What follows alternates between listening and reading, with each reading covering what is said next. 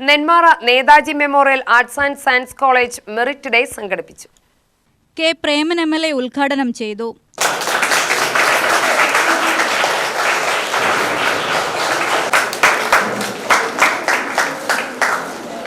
നമ്മുടെ മണ്ഡലത്തിലെ വിദ്യാഭ്യാസ മേഖലകളുടെ ഒരു കേന്ദ്രമാണ് നമ്മുടെ നെന്മാറ.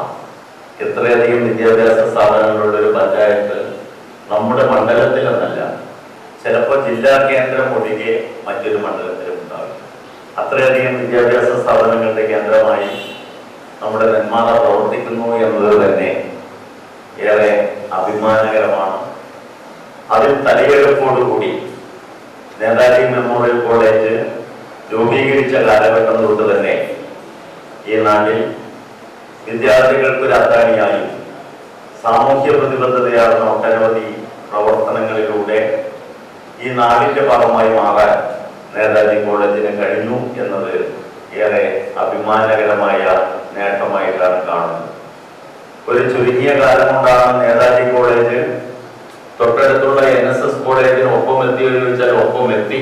നീ അതിനേക്കാൾ കൂടുതൽ കടന്നോ എന്നുള്ളൊരു സംശയം മാത്രമാണ് നമ്മുടെ മുന്നിലുള്ളത്.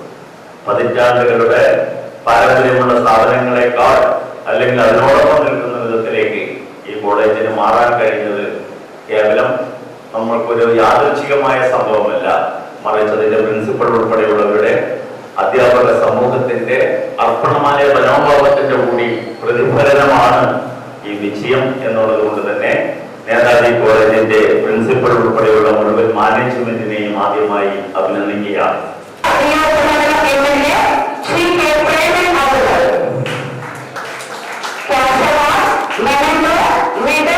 അക്കാദമിക മേഖലയിലും മറ്റു വിവിധ പ്രവർത്തനങ്ങളിലും മികവ് തെളിയിച്ച വിദ്യാർത്ഥികൾക്കുള്ള അനുമോദന ചടങ്ങ് ഗ്രാമപഞ്ചായത്ത് പ്രസിഡന്റ് അഡ്വക്കേറ്റ് CC സുനിൽ ഉദ്ഘാടനം ചെയ്തു.